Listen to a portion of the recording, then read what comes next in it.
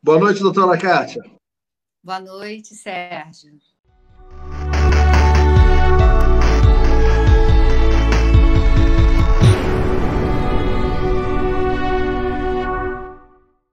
Tudo bem?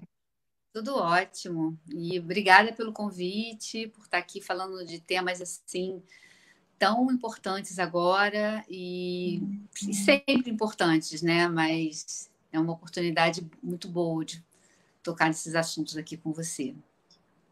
Não, eu que agradeço aí o seu aceite aí do convite, até porque eu sei que sua agenda aí é bem apertada, né? Não só pela atividade assistencial que a gente faz, mas principalmente a questão da sociedade deve te consumir um bocado aí no teu horário, na sua agenda, né? Nossa, tem dias que eu me sinto assim, com nem aquele papaléguas correndo, assim, porque estou dando aula, eu sou professora, né? Então, eu estou dando aula na Estácio, dando aula na UERJ, e tem os eventos da Soperj, é uma correria. Nem assim, mesmo de noite ainda tem coisa para fazer. Mas Com eu gosto. certeza. Quem dá aula tem dever de casa também, né? Não tem jeito. Eu sei bem o Nossa, que é tem isso. um pré-aula.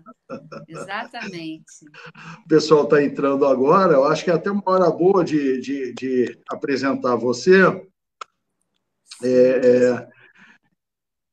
Você quer fazer a sua apresentação? Quer que eu faça? O que fica melhor para você? É a senhorinha de Copacabana, ela vem toda noite aqui. Ó. Ela Que está entrando bom, aqui agora. bem-vinda, né? Bárbara, o Popó, Fátima, a turma O toda aqui. pessoal fala que pediatria e geriatria é parecido, né? Então, tudo bem. É. Pessoal paciente. Mas, gente, a Kátia é uma amiga antiga. Eu conheci Kátia foi quando eu estava fazendo mestrado, né, Kátia? Sim. Lá no Estava lá ambulatório no de núcleo de... adolescentes, lá do NESA, né? O ambulatório de adolescentes lá do Pedro Ernesto. É departamento do Pedro Exatamente. Ernesto ou da UERJ? Eu nunca entendi direito. Eu acho que O NESA, é um núcleo, ele tá vinculado ao UERJ, é, diretamente ao UERJ. porque sendo assistencial, eu sempre ficava na dúvida se estava ligado ao Pedro Ernesto, ao hospital, né, ou ao UERJ. Mas funciona muito bem, aquele núcleo, eu gostei muito Sim, de é ter passado por ali. referência no Brasil, né, em termos de atendimento ao adolescente. Verdade.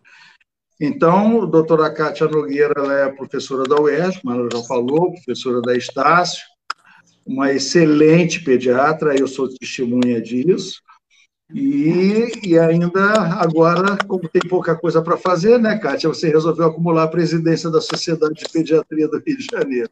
Então, Exatamente. é aquela vida nossa, né, de pula para cá, pula para lá e está sempre correndo atrás das coisas, né?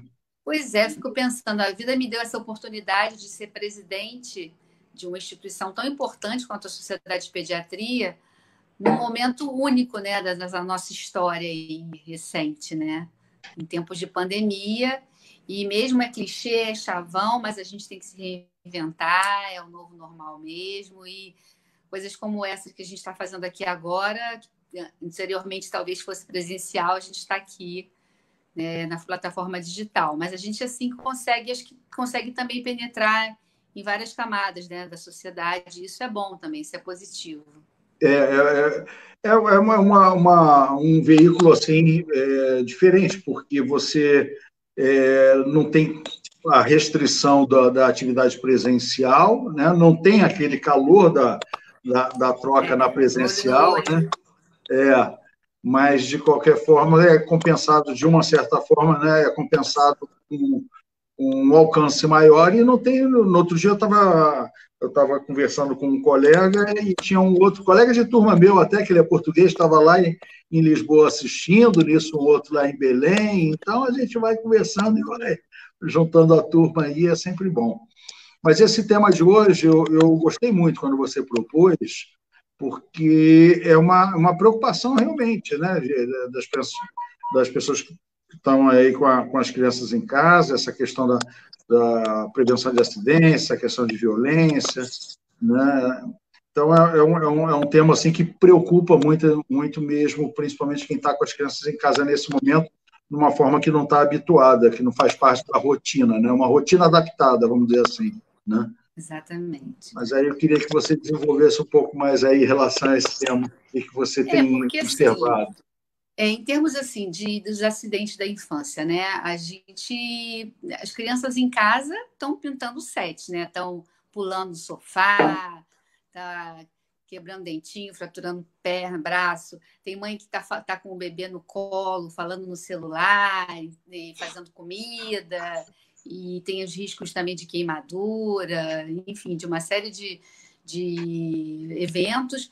Ela pode também estar trabalhando no computador, os responsáveis estão trabalhando e as crianças estão fazendo um monte de coisa dentro de casa. Isso do lado dos acidentes. E do lado da violência, a gente tem visto, né, que a violência está saindo toda hora nos noticiários, a gente tem visto isso real, como tem aumentado a violência intradomiciliar, né? Pra você ter uma ideia, a violência doméstica, feminicídio, aumentou em termos de quase que 50% em relação ao ano passado, essa eventos de violência. E a gente não vê muito falar, né, não ouve muito, né, sobre falar sobre a violência das crianças. E está acontecendo. A gente sabe que está acontecendo, é que essas crianças não estão conseguindo chegar aos locais para serem atendidas, para serem ouvidas, para serem observadas. Então, muito pertinente da gente falar sobre isso agora. Alguns dias atrás, eu conversei com uma assistente social, ela também trabalhou comigo, Nilson, ela tem um projeto muito bonito de prestar assistência a umas crianças de uma comunidade no município de Mesquita. E ela estava falando, ela foi do Conselho Tutelar, né, da região.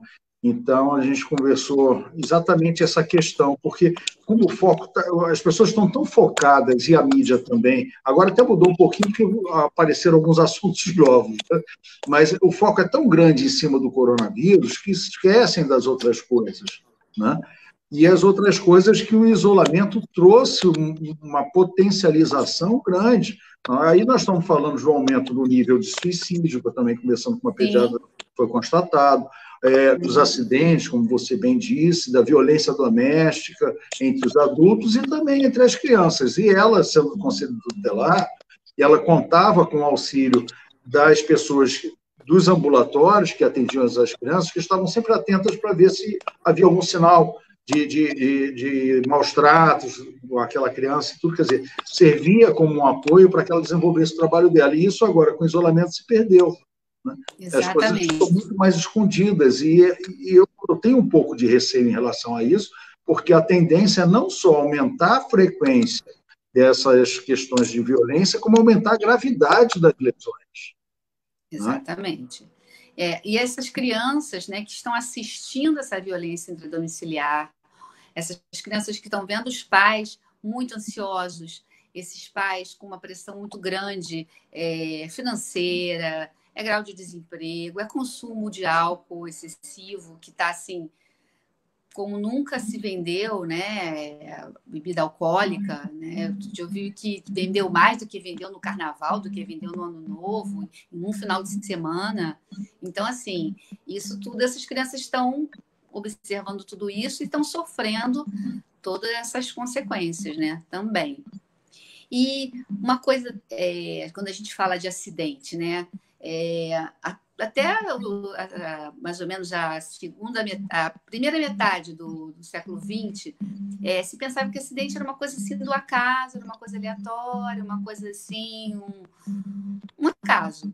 E não é, né? Hoje em dia a gente usa muito mais o termo assim, injúria, né? Por conta assim, de dizer que é uma coisa que pode ser prevenida. É uma coisa assim, que você pode alertar os pais desde sempre, como ter os cuidados, né? A cozinha, né? A cozinha é um campo minado para a questão de acidente, né? Você tem desde detergente, que a criança pode beber, as queimaduras, né? Subir em cima de um fogão, virar o fogão, puxar uma toalha e cair tudo em cima da criança, objetos cortantes. Então, tem uma série de coisas que, dentro desse ambiente, só para falando da cozinha, pode levar a acidentes importantes, né? Eu não sei se eu cheguei a comentar contigo, porque quando eu fiz o mestrado foi em sexualidade da adolescência, mas o doutorado eu fiz exatamente na questão de violência. E uma coisa que é uma constatação, né, não foi nenhuma novidade, é que a maior parte, a grande maioria dos casos de violência são perpetradas por pessoas do seu círculo, né, de conhecimento, principalmente familiar. E é exatamente confinado com essas pessoas, quer dizer, é lógico, forçando um pouco, eu não vou falar potenciais agressores, porque também a maioria não é, né? Mas esse confinamento com essas pessoas que realmente podem disparar alguns gatilhos, né? Como disparam, que você falou, pelo alcoolismo, e tem uma íntima relação de violência com o alcoolismo, né? Então, isso daí são situações que as pessoas focadas num problema se esquecem desses outros, que são aflorados numa situação de isolamento como a gente tem passado. Não, esse ponto que você tocou é muito importante, né? Se estima que em termos de 80% ou 90% das vítimas de violência, essas pessoas foram vítimas de pessoas conhecidas, ou na própria família, ou alguém muito conhecido da família, que a família não suspeita desse agressor, né? Isso para falar de violência sexual, né? Mas ainda tem a violência psicológica, que aquela questão daquele... Imagina uma pessoa que está ali trabalhando, está irritada, está estressada, ou está desempregada, e aquela criança ali querendo pular, querendo brincar. Então, existe uma violência psicológica, de agressão verbal mesmo, de falar que é burro, que é capeta, que é tudo, né? Então, existe essa violência psicológica, a violência física, né? Que aí entra, né? Dos vizinhos não se meterem. Muitas vezes a violência ela é subestimada, né? Não sabia que isso aí era violência, né? Então, tem essa violência psíquica. As crianças direto no computador também podem ser sujeitas à violência virtual, como pedofilia, uma série, estímulo de autoagressão. Então, assim, é vasto, né, nesse campo aí da violência também.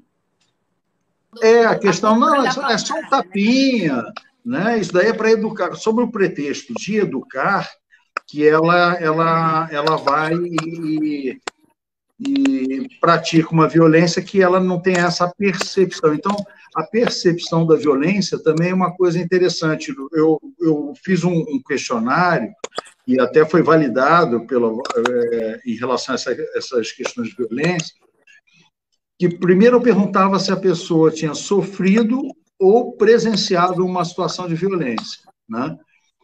Eu estou fazendo alguma coisa errada aqui? Não.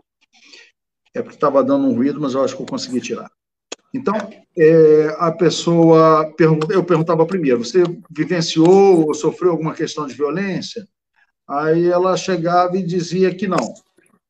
E aí eu seguia com um questionário direcionado, né? Você já foi ameaçado, você já foi xingado, você já foi empurrada, você já foi... Dos 56%, pulava para 85%. Nossa. De positividade. Quer dizer, é nítida essa falta de percepção. Né? A gente também vê, quando trabalha com violência no namoro, né? Estela Taquete, lá da UERJ, que você deve conhecer. Foi minha orientadora. Então você estava em ótimas mãos. Pois é, e ela trabalha muito com essa questão também da violência, do gênero e tudo mais. E as pessoas não se percebem, né? Não percebem que aquilo é uma violência, né? Ou quando muda, quando fala sobre a roupa, ou sobre... É uma violência psicológica muito bem estruturada, né? Que a vítima só percebe quando realmente está, sei lá, precisando muito de ajuda. Principalmente a psicológica é tão pouco percebida. Eu fiz muito esse questionário com gestantes. Ótimo. né? Então, o que eu percebi é que havia, quando elas, que eu perguntava anterior à gestação e durante a gestação, quando elas engravidavam, as que sofriam uma violência física, essa violência física era substituída pela psicológica, exatamente pela pessoa não entender que a violência psicológica é um tipo de violência. Né? Então, e que deixa marcas assim para a vida toda, né? Às vezes até pior do que a física, dependendo da situação. Né? Então, e isso vale para qualquer faixa etária e para as crianças não é diferente. Né? Olha, eu te falo faixa etária e classe social. Também existe, claro, que as classes menos favorecidas, elas são, né, as maiores vítimas, né, de todas, tanto dos acidentes, das injúrias, das causas, né, de trânsito, violência, queda, afogamento. Realmente, a classe menos favorecida está, assim, no topo. Mas isso aí é todas as faixas etárias mesmo. Violência psicológica não é só privilégio da classe menos favorecidas, não. Eu achei até engraçado uma questão em particular de uma entrevistada que eu perguntei, mesma pergunta foi para todas, né, se ela tinha já vivenciado alguma situação de violência. Ela falou que sim, ela estava grávida. Aí, como é que é isso? É com meu marido. Aí eu perguntei, mas o que acontecia? Ele te agredia? Não, eu bato muito nele. Pois é. Eu bato muito nele porque ele merece. Então, de todo lado, né? De todo lado, exatamente. É uma coisa que também a Estela trabalha com isso, né? Acho que é de todo lado. E outra coisa também que não é considerada, mas a gente classifica também como violência, é a questão do bullying. O bullying também é considerado um ato de violência psicológica, né? Psicológica, e que também leva uma série de traumas aí difíceis de serem superados. E também tem o bullying virtual, né? O cyberbullying, que a gente chama, né? Então, que muitas crianças e adolescentes relatam isso nesse momento de pandemia. Isso é a modalidade aí mais recente de violência que a gente tem visto, né? O primeiro que, assim, que eu me lembro, não sei se houve anterior, até você me ajuda, aquela questão de baleia azul, né? Sim. E parece que agora, ultimamente, surgiu mais um outro psicopata ali, porque não tem outro termo para usar para uma pessoa dessa, né? Também parece que é pateta, né? Não é um cara de pateta, que o cara deve estar vindo, essa questão deve ter começado na Espanha, porque tem uns 3 casos de lá, né? É na Europa, com certeza, e que ele veste uma máscara assim, imitando o Pateta da Disney, né? E também uma coisa que induz a lesões e, às vezes, até eventuais suicídios. Então, esse cyberbullying é uma coisa que é complicada, né? Ainda mais quando se trata de adolescente, que adolescente quer preservar uma privacidade, né? Porque a criança, tudo bem, mais fácil de você lidar com as crianças menores. Como é que você faz isso com os adolescentes? Você tem visto isso no NESA? Olha, eu atualmente não tô, eu estou trabalhando agora com a pediatria geral. Tá. Então, agora estou trabalhando, voltei para o ambulatório de pediatria geral e lá a gente observa mais alguns casos de violência física, essa questão mesmo do bullying das crianças, porque lá a gente trabalha até os 12 anos, né? Então, a gente observa mais violência psicológica. Então, eu falo sempre para os internos e residentes ficarem atentos à dinâmica da família, à questão de como eles se tratam, de como é a correção, quando a criança faz muito bagunça, como é que é o se dá o limite, né? Como é que isso acontece? Então, aí que a gente vai percebendo alguma coisa. Mas, voltando ainda à questão do bullying ou da questão da internet, não sei se você lembra, antes de começar a pandemia, aqueles vídeos que eram feitos daquele quebra-crânio, que era a brincadeira de dar... Gente, que loucura aquilo, né? Dá uma rasteira, a pessoa pula e o outro passa a rasteira. Nossa, isso a gente viu bastante. E isso aí, a Sociedade Brasileira de Pediatria até fez junto com o Fez um Departamento de comunicado, Vi. comunicado, porque isso é um absurdo, né? Então, e fazia parte da brincadeira tá alguém filmando aquilo para depois postar. Em relação a isso, é uma brincadeira que viralizou, diferente de uma pessoa intencionalmente, né, fazer essa questão, que é até mais complicado. Porque essa brincadeira que viralizou, pelo menos, são feitas em ambientes públicos, dá para você... A repressão é mais fácil. Agora, um adolescente trancado no quarto com o computador ligado, Sim. é mais complicado, né? Muito, muito complicado. E você sabe que o número de crianças e adolescentes, né, mas mais aí já mais a faixa etária adolescente, com transtornos mentais comuns, que é ansiedade, depressão, isso vem aumentando muito mesmo, gradativamente ao longo das décadas. E a gente tem observado que essa queixa está sendo recorrente agora, na época de pandemia, porque tem muitos pediatras que estão fazendo atendimento remoto, e colegas também que sabem, né, da minha experiência com adolescente, estão sempre me entrando em contato para falar justamente dessa questão de como lidar, que até crianças e adolescentes que nunca tinham demonstrado qualquer questão da ansiedade, porque existe um grande medo, né? Existe o medo do futuro. Você imagina assim, a morte é um pouco tabu na nossa sociedade, né? E de uma hora para outra começa a falar de morte, liga a televisão, é morte, tem morte em todo lugar. Algumas famílias com muito medo da exposição ao coronavírus e com toda a propriedade também, mas assim com rituais de limpeza extremos, com medo danado, e muitos que realmente perderam entes queridos, né? Perderam avós, perderam padrinhos, enfim, é uma tristeza, dá um luto aí também nessas crianças. Então, isso já leva a um maior índice de depressão e ansiedade. Tem, assim, a Sociedade de Pediatria, a Sociedade tanto a brasileira quanto a SOPED também está preocupada com isso, né? Eu vi assim, na população adulta, que realmente tem sido um massacre de informações ruins e de má qualidade, né? A esmagadora maioria tendenciosa, inclusive. Né? Como, o Brasil passou a Bélgica no número de casos. A Bélgica é menor do que o estado do Rio de Janeiro. Né? Enfim, essas coisas assim a gente tem visto e observado na grande maioria das notícias que são dadas. Então, isso gerou um pavor assim, enorme dentro da população. E as outras doenças, né, perderam a sua visibilidade, mas não perderam as suas necessidades. Sim. Então, você aumentou o número de casos de morte por infarto, porque chega num estágio mais avançado, né? AVC, há um retardo no início do tratamento das outras doenças que as pessoas ficam com medo de ir para o hospital porque lá tem o coronavírus, né? Exatamente. Teve até uma postagem que eu vi, provavelmente piada, né? Uma pessoa que chegou na...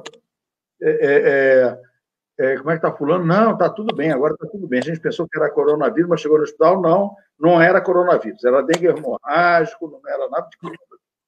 Quer dizer que é muito pior, né? Então, tem isso. No caso das crianças, principalmente adolescentes, não sei, diabéticas, também tem uma outra coisa, até é bom falar, muita gente aqui que não é da área da saúde, e isso o NESA faz com muita propriedade, o atendimento. Eu era fã daquele grupo Hiperpapo. Lembra, sim. não? Que poucas pessoas lembram que criança pode ter pressão alta, que criança pode ter problemas de colesterol, obesidade, aquele negócio todo, e tem um grupo lá que era direcionado para o atendimento dessas crianças diabéticas, mesmo crianças menores. Então, elas têm também as suas necessidades. Você observou dentro da pediatria, nessa população infantil, que andou piorando o atendimento assim, de doenças assim mais graves pelo retardo no atendimento, não? Essas questões crônicas, de uma certa maneira, os pacientes, eles tinham algum tipo de acesso, né? O que houve uma diminuição grande foi das doenças infecto-contagiosas, como as doenças respiratórias, por conta desse isolamento social. Isso realmente foi bom, porque diminuiu bastante o atendimento de emergência, né? Da adenovírus, rinovírus, vírus sincicial respiratório, então, a própria influenza, né? Embora a gente não tenha conseguido assim chegar a uma imunização assim que a nossa meta é 95%, não conseguimos bater a meta de imunização, mas assim essas doenças teve uma diminuição. E aí o nosso medo dessa volta agora, né, seria por conta disso, né, por conta dessa nova exposição em pleno época de inverno. Deve fazer uma lombadazinha nessa curva, né? É esperado isso, mas não acredito que chegue naquele pico que nós tivemos já no mês passado, principalmente no final de maio, né, que houve um número de casos maior. Eu tenho monitorado basicamente 4 serviços de emergência.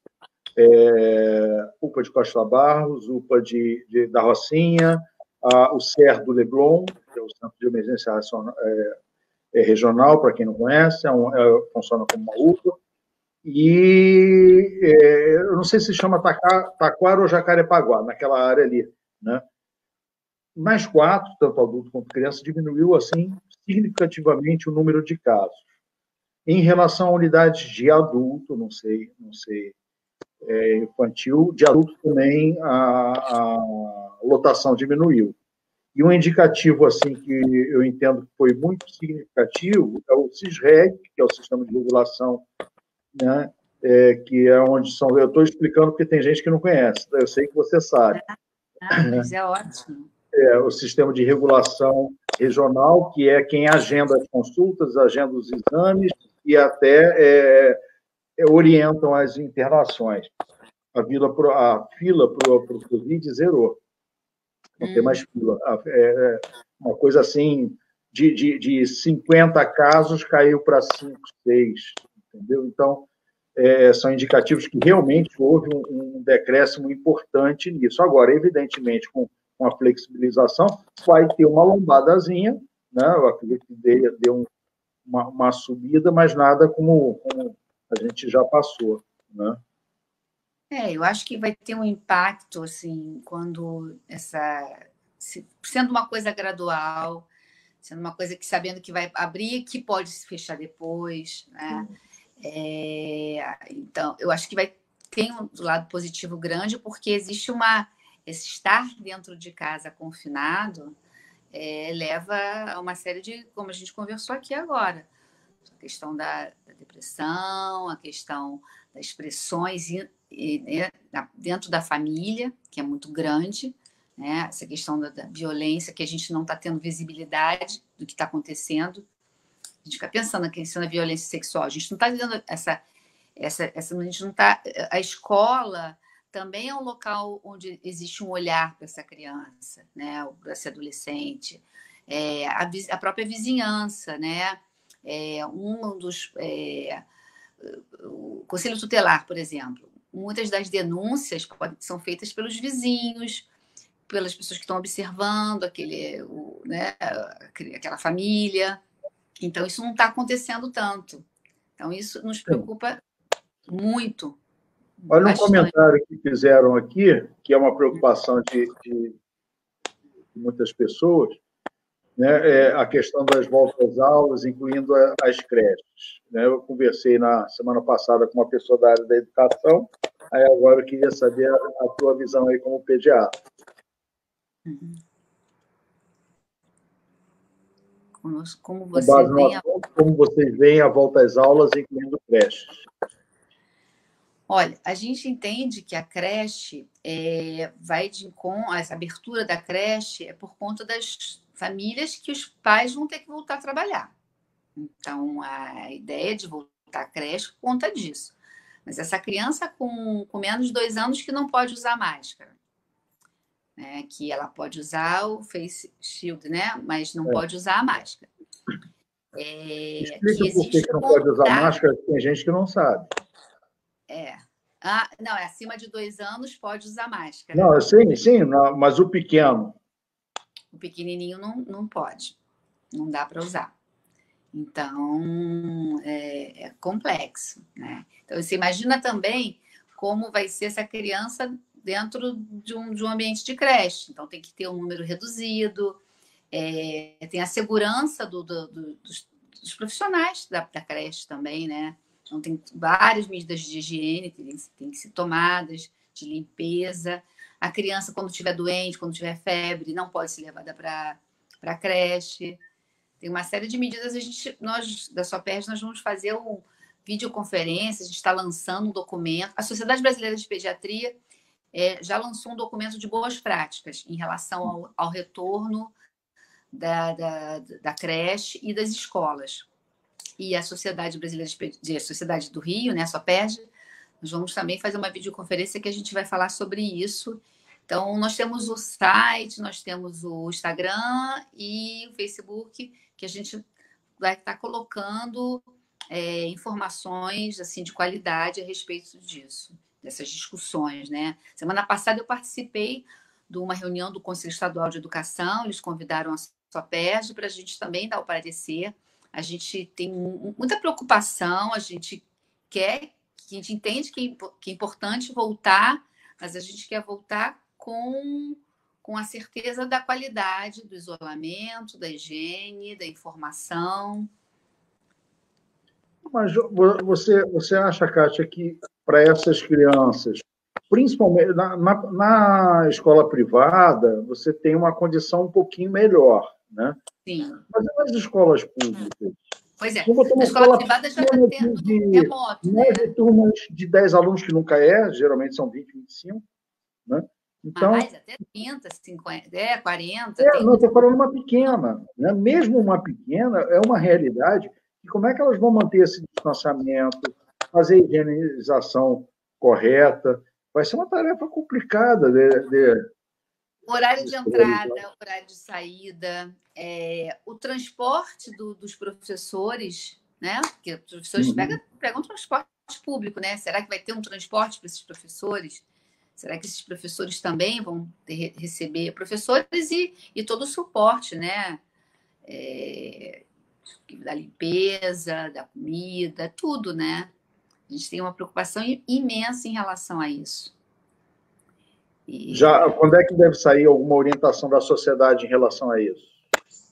Olha, da Sociedade Brasileira já saiu e na próxima semana nós teremos já um documento que já estamos terminando já da sociedade aqui do Rio mesmo.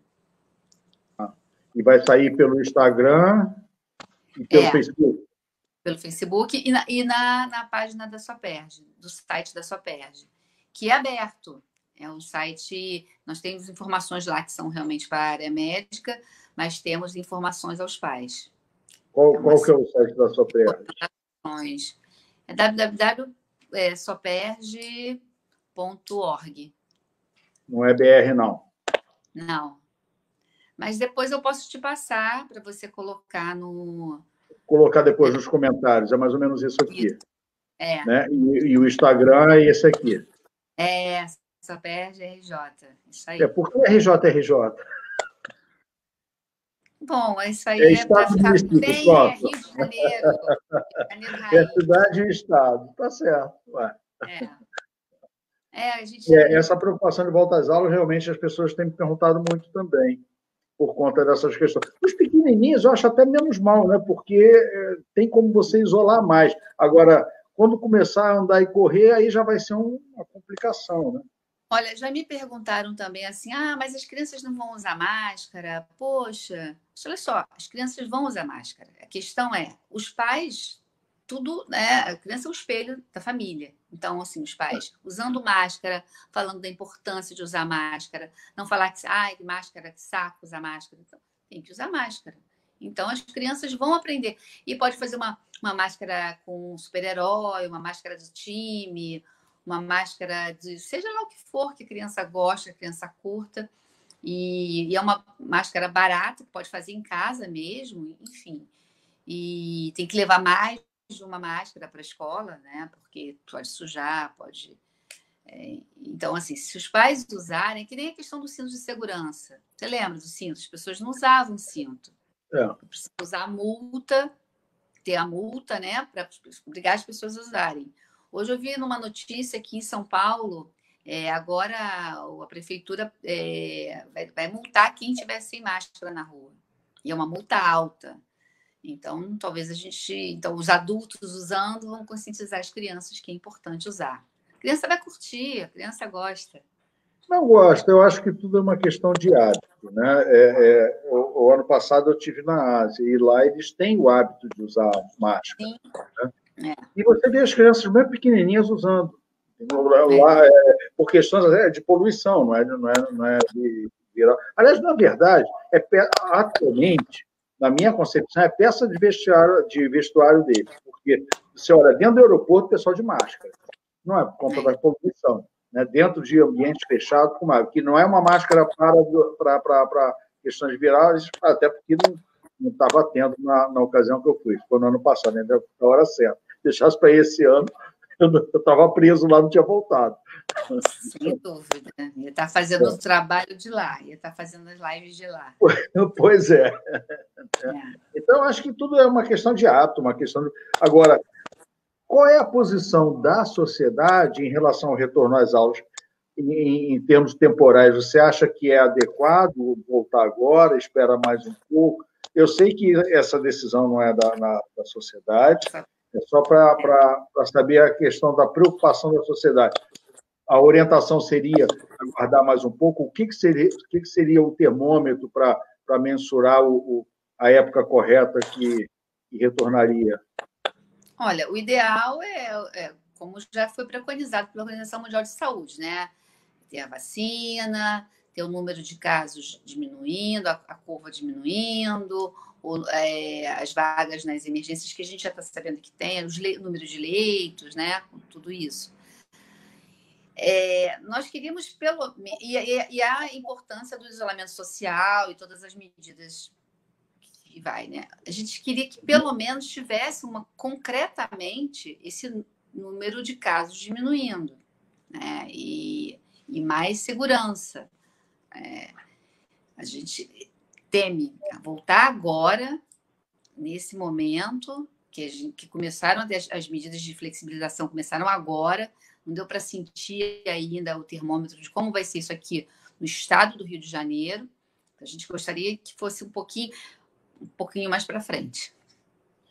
O problema maior, já comentei isso anteriormente, o grande problema que eu vejo em relação à estratégia no enfrentamento da epidemia do estado do Rio de Janeiro é exatamente o fato de não ter estratégia. Foi tudo feito de uma forma muito atrapalhada. Muito atrapalhada, né? E tanto o fechamento quanto a abertura é uma coisa assim, muito confusa e as pessoas ficam muito confusas. Eu estou vendo aqui uma série de comentários aqui assim, exatamente questionando isso. O momento é esse? Será que está certo? Eu sei que o ideal seria, e principalmente falando com o pediatra, que tinha que ter vacina, né? Mas não tem e não vai ter tão cedo. Né? A gente sabe que vacina não é uma coisa... já tem vacina pronta. Gente, não tem vacina pronta. Né? Tem vacina em pesquisa que está em teste e essa parte de teste tem que ser testada. A vacina ela tem que ser eficaz, ela tem que ser segura. Isso demanda um tempo que a ansiedade muitas vezes não entende. Né? E a gente compreende essa ansiedade, é claro, mas há de lembrar na história recente, nós tivemos situações muito, muito ruins, né? Que veio desde a talidomida até a vacina para o HIV. Alguns desastres que nós tivemos que quiseram queimar algumas etapas, né, na avaliação, seja de tratamento, seja de imunização. Então, acredito que vacina, se tudo correr muito bem, porque o mundo inteiro está correndo atrás, aí aqui no Brasil tem desculpa te correr, mas aqui no Brasil também tem uma... eu acho que se chegar no ano que vem, está de muito bom tamanho, porque mesmo assim, esse ano eu não acredito que chega, não. Ou com todas aquelas etapas que a gente sabe que tem cumpridas, eu acho que não vai chegar, não. Mas a gente acredita... São duas realidades, né? A escola pública e a escola particular. Então, eu tenho muito receio, né? Nós da ecossociedade, a gente tem e pediatras em geral, nós temos receio dessa volta, sim. Agora temos. Não, é complicado. Não tem uma solução fácil para isso. E, como você falou também, também tem que trabalhar. Tem essa questão. Vai trabalhar, exatamente. Você tem que fazer uma análise contextual que tudo é levar, não só a parte técnica não e acabou, né? Não é a hora, não é a hora. Tem que ter uma vacina, mas a gente sabe que tem que fazer uma análise. Mas eu acho também que está um pouquinho cedo. Acho que podia esticar mais um pouco. Podia ter segurado um pouquinho na largada, para a pessoa ter um pouquinho de gordura para queimar, né? Que agora ninguém aguenta mais. Principalmente aquela população, como a gente fala, ganha dinheiro da mão para a boca, né? Tem que sair para fazer o ganha-pão, porque senão outras coisas marcham também, né? A gente está vendo, né?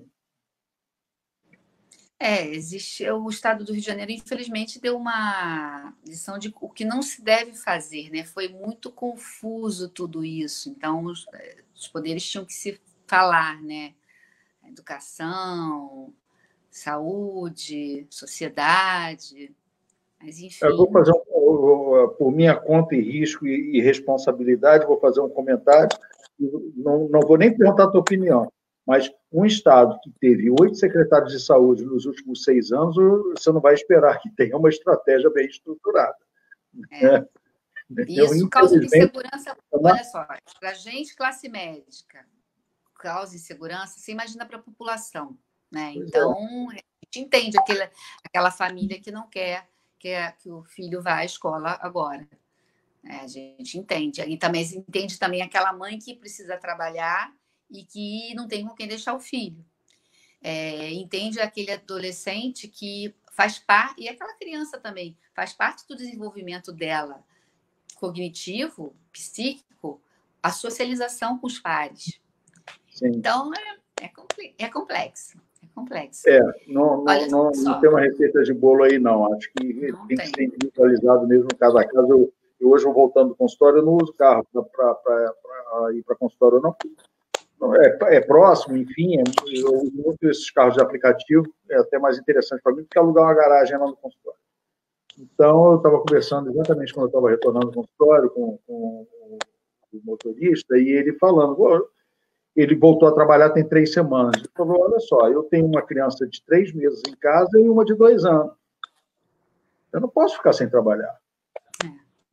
Eu não tenho uma poupança que me segura 4, 5 meses. Então, a realidade é essa. Né? Então, você está vendo as pessoas indo mais à rua mesmo e reabrindo as coisas. Há uma pressão do comércio em cima também do governo. Enfim, faltou exatamente um planejamento, uma coisa que envolveria, inclusive, a questão das escolas. Uma outra coisa que eu penso que foi... Mas aí é aquela questão de ser utilizada antes. Longe de dizer que uma educação à distância tem o mesmo valor que a presencial, não é isso e não é mesmo, eu tenho esse total entendimento, mas existem algumas ferramentas de educação à distância que são negligenciadas. Eu não sei se você já ouviu falar na Educopédia. Sim. A Educopédia foi gasto recurso considerável para ser feita, né? Para quem não conhece, é uma plataforma de ensino à distância que foi encomendada pela Multirio, foi o pessoal do Fundão que fez, que desenvolveu, e aí, por questões de vaidade, acabaram que não está em uso, está parado aquele negócio, muito bem estruturadinho. A idade foi misturado com política. Misturado com política, né? Aquelas coisas que não são para interferir nesse tipo de assunto, né? São coisas que são para serem deixadas à margem desse tipo de assunto de saúde e educação, mas infelizmente, a gente tem muita política na saúde, muita política na educação, em vez de ter educação na política. Né? Então, a gente tem esses problemas.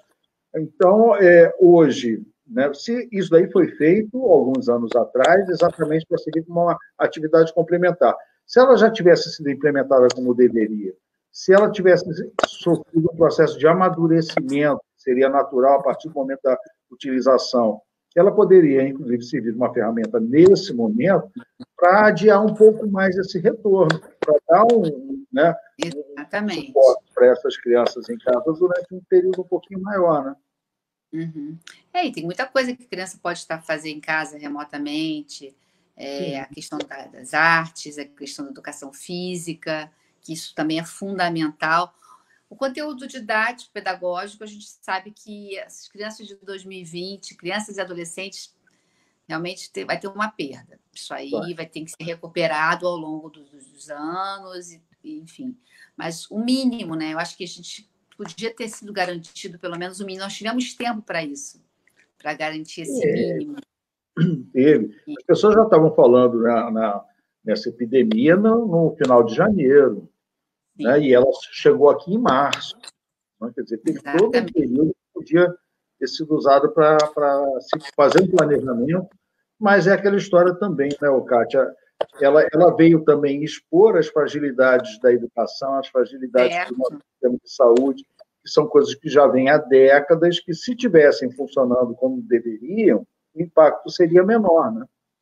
Exatamente. Exatamente.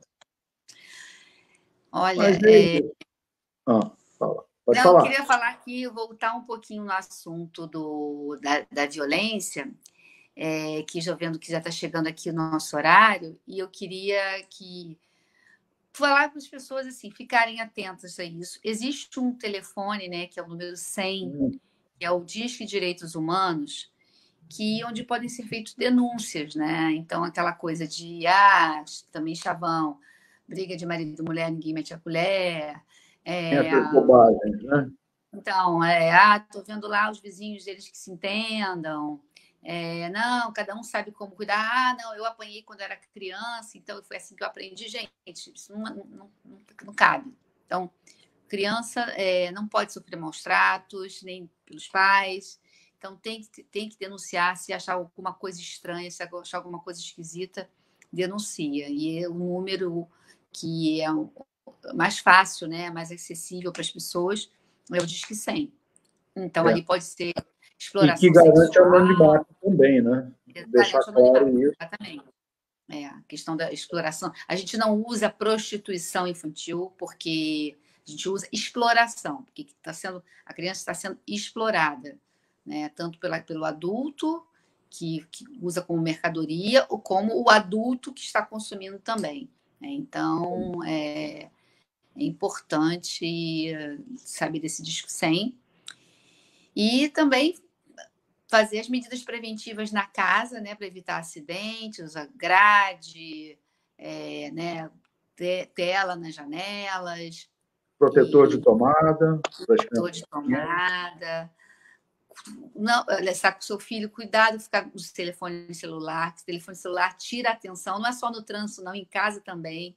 Então, às vezes, você está no telefone celular e a criança está lá fazendo mil coisas, mexendo numa gaveta com objetos pontiagudos, ou pulando lá,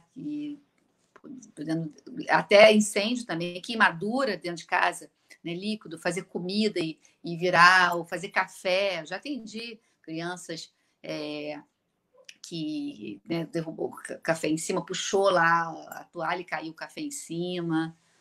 Animais. A questão da queimadura já tem uma coisa que melhorou, que acabaram com as lâmpadas incandescentes, né? Porque isso daí. Sim. A minha filha aconteceu uma distraída, ela achou bonita a luz, né? Foi lá pegar com a mão a lâmpada. Aí queimou a mãozinha dela. Né? Mas hoje em dia, com a lâmpada de LED, já não tem muito isso. E objetos pequenos também, né, Kátia?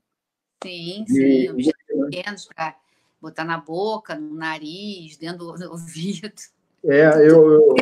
Quando eu trabalhei no Getúlio Vargas, tinha um armário lá só de objetos que eu tirava por endoscopia das crianças, botão, até dedal, eu já vi criança engolir, entendeu? Mas botão, então, é campeão, né? E uma coisa que é muito pouco falada, mas é muito frequente, é afogamento também. Então, em casa também, criança pequenininha pode se afogar. Piscina, né? Piscina em jardim, quintal, piscina do vizinho. A piscina tem que estar coberta, tem que ficar de olho o tempo todo.